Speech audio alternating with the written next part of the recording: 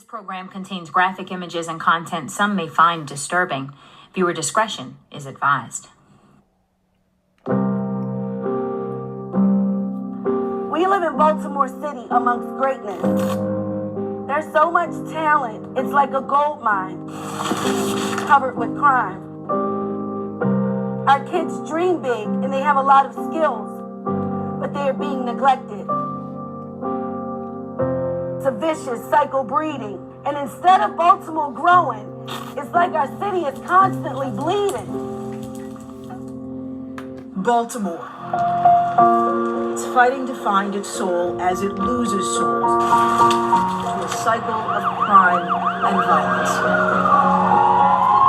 By virtue of being born in one of America's most dangerous cities, some are doomed before they have a chance to live. Amani Grossman is one of those stories.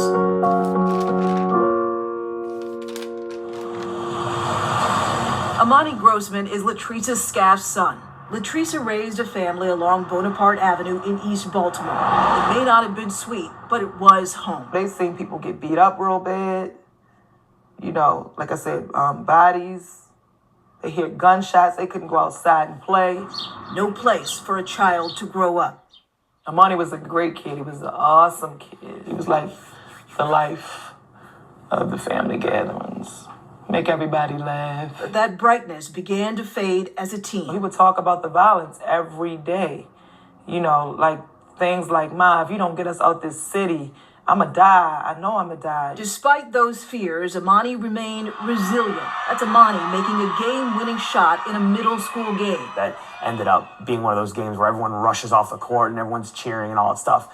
So that's probably the first memory that I have, or when I think of Amani, that's probably the first memory that I have. Pablo Korapecki coached Amani in middle school. He was the kind of player, you know, coaches dream about. Away from school, though, Amani faced threats and unshakable street violence. At 13, his life was threatened at knife point, and he never shook what he witnessed while shooting dice one day along his block.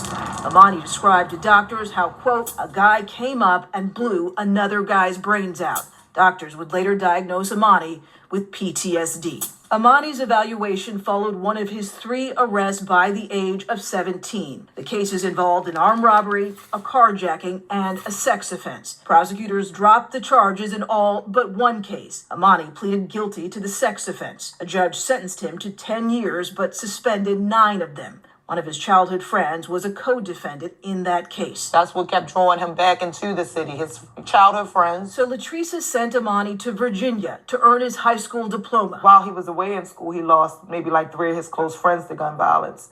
So that's when I got nervous about him coming back to Baltimore. Latresa moved out of the city and into the county in the hopes of providing a safer life for her family. He didn't like it out here. He said it was nothing to do. He was bored. By 2016, Amani was back in Baltimore with the same childhood friend charged in that sex offense case. This video shows them together on September 14th. Seconds later, shots rang out. Amani's childhood friend stood by and watched as he was murdered. I felt it. It was horrible. This is the most pain I ever endured in life. It made you look in the mirror a little bit and figure out, like, where are we kind of failing on? Amani's bedroom is just as he left it that day. I just hug the pillow sometimes because I can still smell him. Except for the jersey with his number on He it. loved basketball. A gift from the team. He's at the end, number 2. I was picturing him going out of state to college, playing professional basketball. The same picture now hangs in the gym at Amani's middle school behind the team's bench. He's very much alive. In different places I've written down his name and things like that. So, you know, whenever I'm having a bad day, you might open the book in your notebook and you kind of see him, see his name there, and you kind of remember that there's a reason why we're here and there's a reason why we're doing what we're doing. Amani was murdered 216 in the year 2016. Outside of family and close friends, has been reduced to a number. More than 300 people each year faced violent death since 2015. We count more homicides than high school graduates, and that's a statistic. A school system that doesn't care if your kids pass or fail, lack of knowledge, no education, means our kids can end up in jail.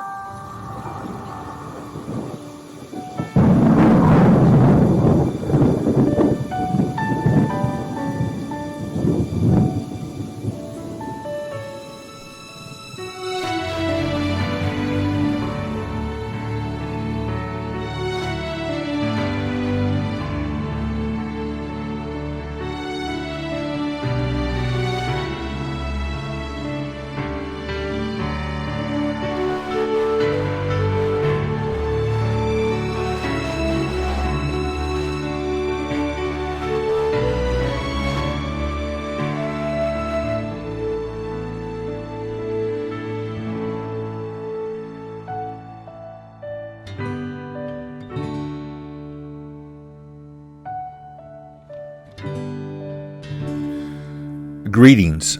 Well, this message certainly is a sobering one, and it's a heartbreaking one because pain, suffering, and death continue in a city I worked in for 18 years. That's Baltimore City in Maryland.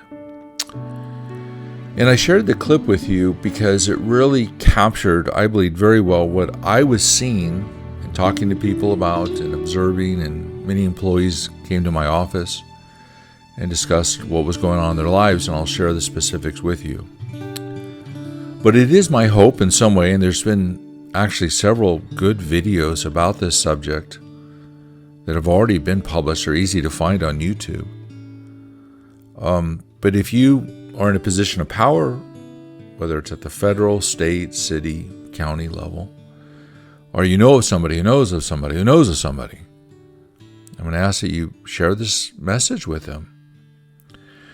And I'm going to highlight some things, and I'm going to share some insights, at least what was true when I was investigating this issue about what on earth is going on in Baltimore and how to tackle the problem. And it really is, the solution is really straightforward, but doing it is the difficult part, because I can imagine there's going to be tremendous blowback. Now, there are some things. So here's what I want to ask you. I want to ask you to not believe me outright, but what I'm sharing with you has the possibility of being true. And you're going to have to look past the fact that, yes, I'm a Christian man, and yes, I'm white, and yes, politically speaking, I'm conservative. Now, why? Well, I'm conservative because I hope that's what promotes human flourishing best. But there is a sense you could say I'm also liberal. And well, liberal in what way? Well, I'm liberal in the sense that I believe in liberty. I believe in the Bill of Rights. I want us to behave as a country, as a constitutional republic, meaning that there are 5 aims of our government, which is to ensure justice. I think we can all agree on that. That there be domestic tranquility. The verse that I shared with you from the prophet Zechariah says that the streets will be full of boys and girls playing. Why? Because they'll be able to play safely. What Zechariah in chapter 8 is describing is a time of great revival where there is peace, domestic tranquility. When there's such a great presence of God, even those that are outside of Christ will have a sense of fear, of awe that says, oh my goodness, the God of glory is in our presence. And therefore children will be able to play safely in their streets, which is not the case in Baltimore, and it hasn't been for many decades now. But that's where I'm coming from. But what I'm saying is you have to put aside our biases, our prejudices, our political parties. And what the Bible teaches us is to do what is right, you have to first know what is true. And so what I'm going to do is I'm going to provide you with some information that is at least directionally accurate. This information is easy to find. All you have to do is read some newspapers from the cities that I'm going to cite. The FBI statistics, the federal government puts out many good statistics, and they're basically aligned. And so that is my purpose. And so I want to give you a firsthand account. My name is John Fromm. I work for the Baltimore Sun. I'm a printer by trade. In other words, I run large printing presses. And I was hired as a pressroom manager, and I worked up, became the director of the Baltimore Sun's printing plant near the Inner Harbor. And I guess when I was director, I might have had like 300 employees, and many of them lived in Baltimore City. And as time went on and as the industry was declining, I felt it was just necessary to leave the second floor where the executive offices were, and I just put my office on the first floor. So I found an old conference room, and I turned it into my office because as you walked into what we called Sun Park, as you walked in, you'd walk by my office every single day. So I would say 95% of employees that are going into work are walking by my office every single day. So I'm easily accessible. So yes, I'm the director of manufacturing, but I'm also HR. If you got a scheduling question, you got a payroll problem, if there's a conflict of any site, of any kind, you can just immediately come and talk to me. So I made myself totally accessible for those reasons. I wanted to be in touch. Now, I was never expecting to, I would hear stories about pain and suffering and death and crime. The very first weekend I was hired, I think it was December 15th, and the year was 2001. And the very first weekend I was in Baltimore, had the highest number of murders and shootings. I said, oh my goodness.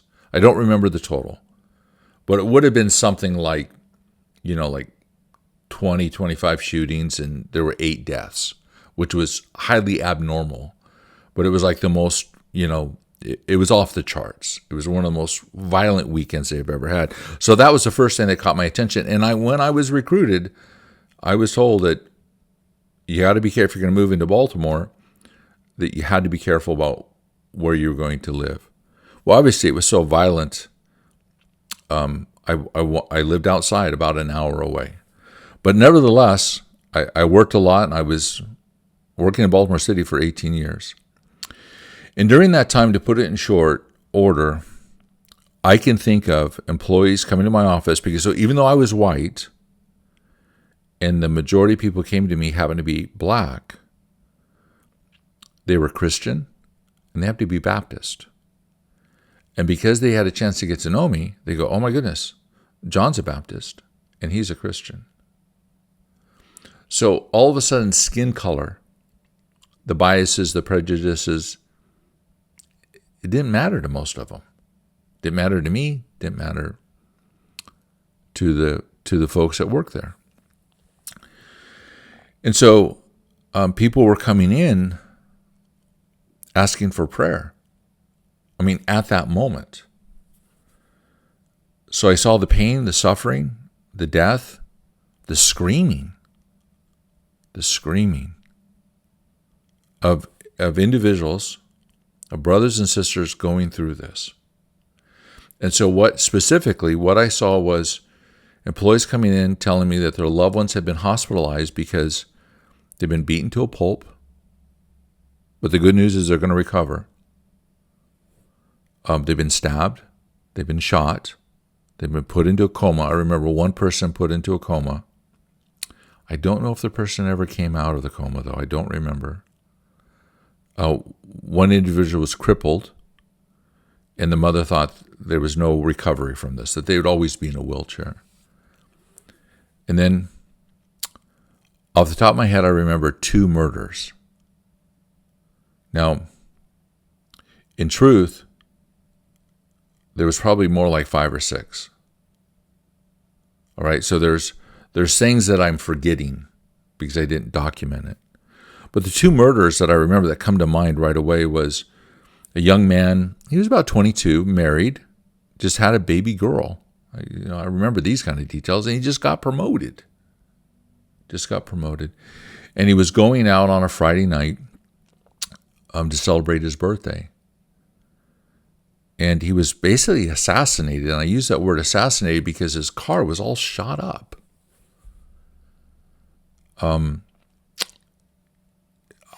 I don't know of any criminal activity. We never saw it. There was never any signs of it. No one knew of anything. Like he was hanging around with the wrong crowd. He was just out on a Friday night. There was an aunt, and I remember her screams. That's the one I'm referring to, the screaming. Oh my goodness. She was in so much pain because she learned while she was at work, her nephew, the night before, had been murdered. And so it really led me to the question of how long has this been going on? Right? I mean, at what point does a problem like this get fixed? I mean, is it simply just unfortunate that these particular individuals happen to be suffering so much, or is this a greater problem? And so what I quickly discovered was that Baltimore had about 250 to 300 murders every year. Now, yes, there were years that were as high as, like, let's say around 350. And yes, there'd be years that are as low as 200. And I would hear politicians say, look, we're in the 200s, things are getting better. But here's what you got to recognize. For Baltimore to be along the national average, and I'm not suggesting the national average is good, which is 5 to 7 murders per 100,000, Baltimore would need to be around 30 to 40 murders a year. And I don't think Baltimore's ever been under 200. So what happens is, during my time period at the Baltimore Sun for 18 years, and as I got exposed to this, I started researching it more, meaning that I talked to reporters and editors and people in the police department. Because through community work, through the Baltimore Sun, I was able to ask questions, like working at food banks, things of that nature, kitchens. And then also through the church my wife and son and I were attending. They had a ministry in Baltimore City, and that allowed me to ask even more questions. And so, my point being is that politicians were making misleading statements saying that things were better. Well, yes, we're grateful that the murders are low, but it's horrendous. So my point being is, like, there are politicians today, and I have to be honest, it does infuriate me, that says, look, crime is getting better. No, I'm sorry. I'm 60 years old. I've worked in Baltimore for 18 years. You've pulled that game on me too many times already. You've done that to me 2 or 3 times. Because for things to get better, it would be like Baltimore's at 350, 300, 250, 200, 150, 100. Hey, within 5 years, not that we're happy about it, but Baltimore City will be at the national average. But that's not the case. So there were many false claims of improvements. That's what I want to point out. In other words, we don't want things, we should demand as citizens, we don't want things to be improved. We want things to be fixed. So I go back to the 5 things as a country. Oh, what do we want? We want justice, domestic tranquility.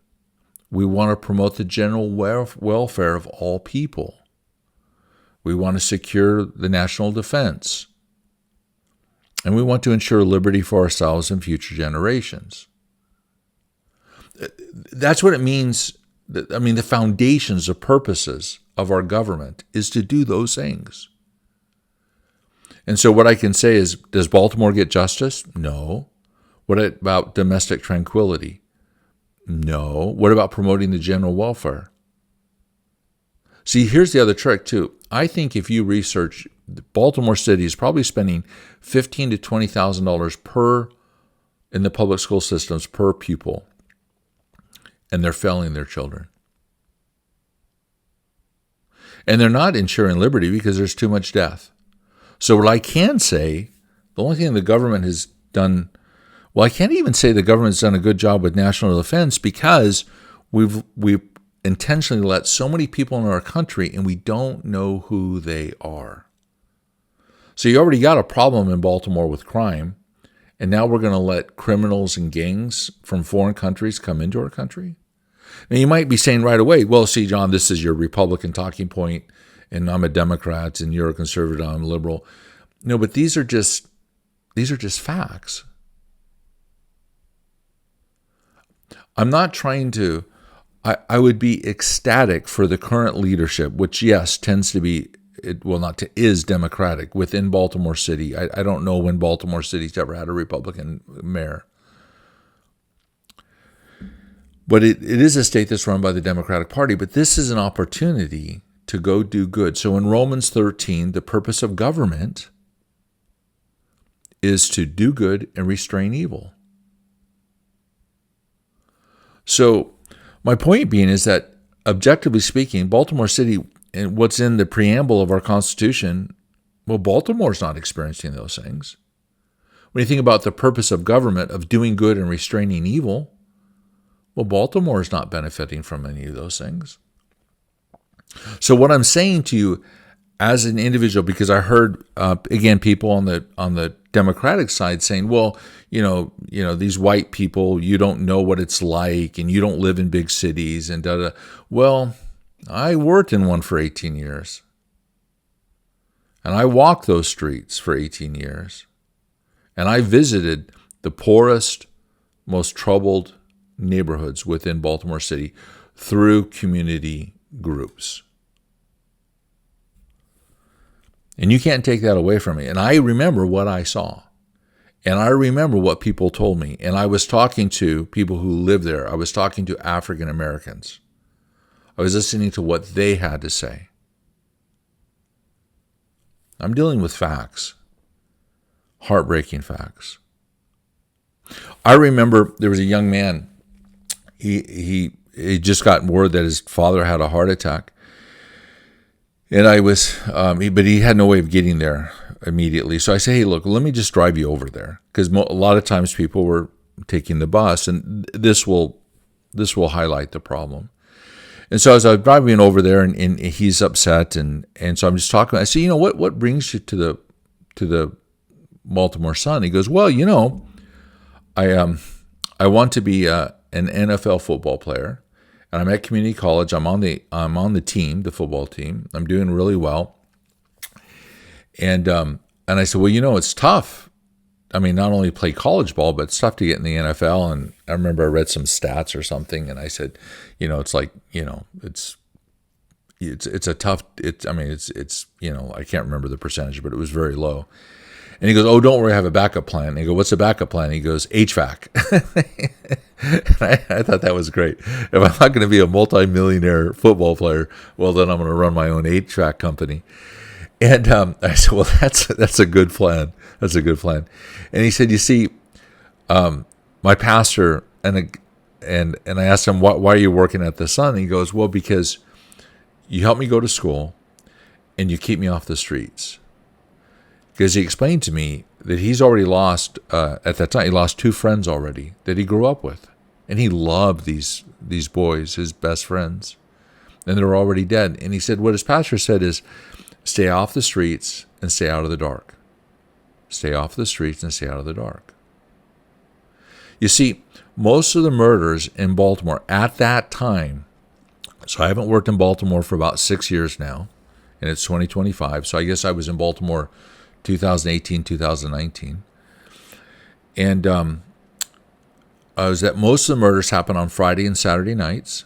So they're happening at night, so we know what time of day. And it's Friday and Saturdays. Thursday is also dangerous, though. But Fridays and Saturdays are the most dangerous. Sunday nights can be as dangerous as Friday and Saturday nights if Monday is the holiday. But as a norm, what are the most dangerous nights? Thursday, Friday, Saturday. And it happens at night. Furthermore, I did some research and I looked at where the murders were happening, and what I saw was like 50% of the murders were happening in, let's say, 25% of the neighborhoods. Then I read an article that the Baltimore Sun had done some research, and I trust their research better than mine, that there was one particular year where 80% of the murders were happening within 25% of the neighborhoods. So here's the point. We know the murder rate is high because the national average is 5 to 7. So if you look up at your screen, you'll find that Charlotte is basically like twice that of Charlotte, North Carolina. And it has about 1 million people, by the way. And Charlotte will have about 100 murders. Baltimore has 600,000 people and will have 250 to 300 murders. Yes, it's true. This most recent year was 211. But my point is, that's still a horrendous number. And there's variation that happens. In statistics, in life, there's variation. Sometimes the data can be misleading as well. All right? So when I say the average is 250 to 300, it doesn't mean that there won't be variations outside of that norm. But that is the norm if you go back and you look at it for decades. So my point is, Charlotte has, 1 million people versus 600,000, but it has about less than half the murders that Baltimore has. Chicago, quite surprisingly, because you hear a lot about Chicago, very dangerous city, a city I've also visited, but you could say if Chicago's like, Charlotte's twice, well, you can say Chicago's like 3 to 4 times the national average. And then Memphis, well, if Chicago's 3 to 4 times, you could say Memphis is like 5 to 6 times. And Baltimore is like 7 to 8 times. You'll find other cities that are like Washington, D.C., St. Louis, New Orleans. There's others. But it doesn't have to be so. What I have found when I asked reporters and editors and policemen and community leaders, I would get the word salad kind of answer, meaning that, yes, we're trying to solve the murder, the crime problem, through finessing the issue. In other words, we're trying, if we can get rid of poverty, we think we'll get rid of murder, as an example. So they're finessing it, so to speak. They're trying to find social solutions to a very, very horrific problem. And so, but when I got straightforward answers, it was this. I would say, do you have the resources? And they go, well, we probably could use a little bit more resources, but what people would tell me is, we don't have the willpower to enforce the laws. We're not prepared to make the second decision. You see, imagine if the laws were aggressively enforced. Imagine if there was a surge of city police. It could be county police. It could be city police from other cities. It could be state troopers, right? The governor can call in the National Guard, and they can play background, roles. But there's a lot of different ways of surging, because the criminals have no fear of punishment. They have no fear of justice. There's no justice.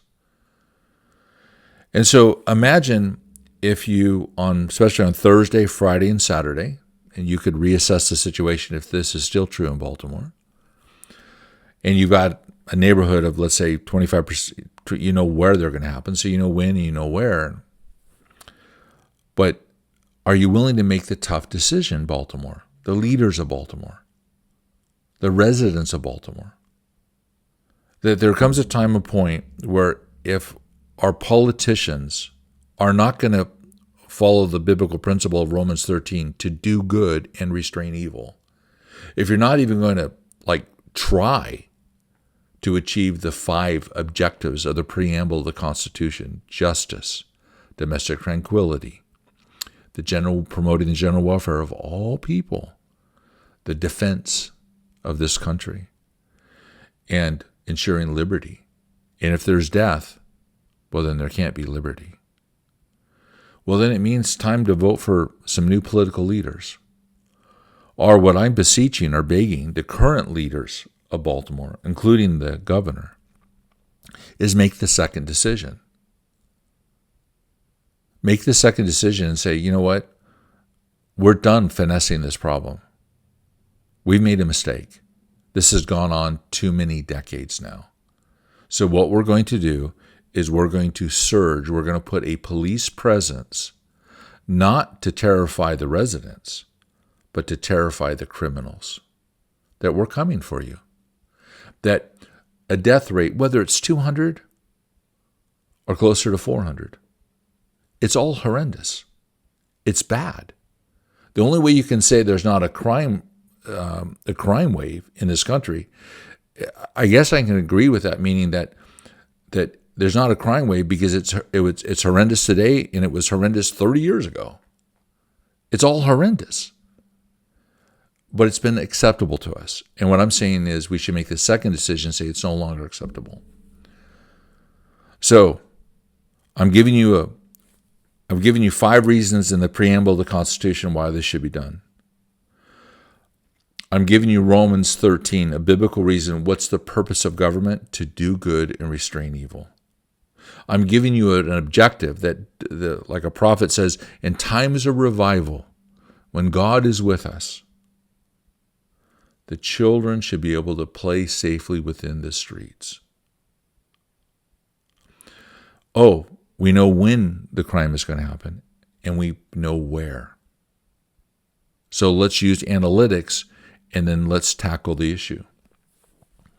And I would do whatever it takes within the law, within reason, to confront these violent gangs that are causing so much death and destruction. And as leaders, have an attitude of indifferent benevolence. What that means is you're going to do good just for the mere fact of doing good. You don't expect anything in return. You're not looking for a promotion. You're not looking for recognition. You simply want to solve the problem. This problem in Baltimore is solvable. And yes, there will be people, and they should be ashamed of themselves, that said, oh my goodness, when you solve this problem, if you solve this problem, you're going to be going, oh my goodness, we could have saved thousands of souls if we would have started addressing this problem when I became aware of it back on December 15th in 2001. Yeah. According to the national average, Baltimore is 200, 250 more murders than what it needs to be. So I'm going to end it there. I don't want to ramble any more or anything of this nature, but this is what's on my heart. This is what I observed. This is what's true. This is objective truth. And if you disagree, then you do your own research. I'm just stating, I put it up on the screen. You can look at the stats. And what you're going to find is what I'm sharing with you is directionally accurate. I'm a very busy man. I don't have time, to that's why I put on there, it's directionally accurate. I stand by it. You're not going to be able to find data that refutes it unless you're playing games.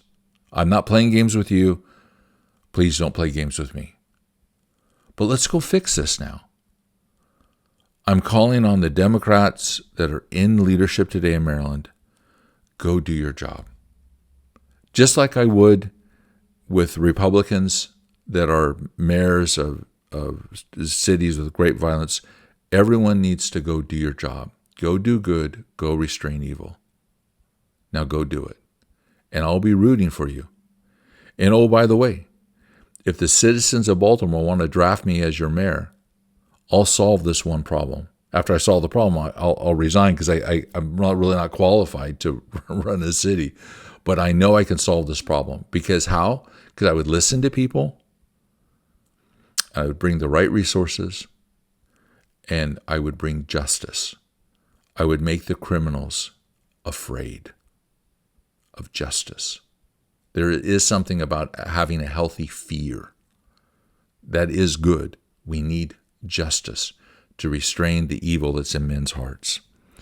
Well, I hope I've given you something worth considering. And if you know somebody that is in any position of power or influence, please share this message. Because there are three things I desire as an American before I leave this earth.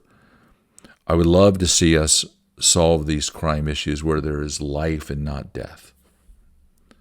I would love for us as American people to behave like a constitutional republic once again, despite our differences. And I would love to see us get our spiritual poverty and our financial poverty resolved, meaning that as a nation we are just so much in debt, that we would get our fiscal house in order as well as our spiritual house, so that future Americans can flourish, that we prepare the next generation, put them in a position to flourish. That's my desire. Well, until next time, grace upon grace be with you all.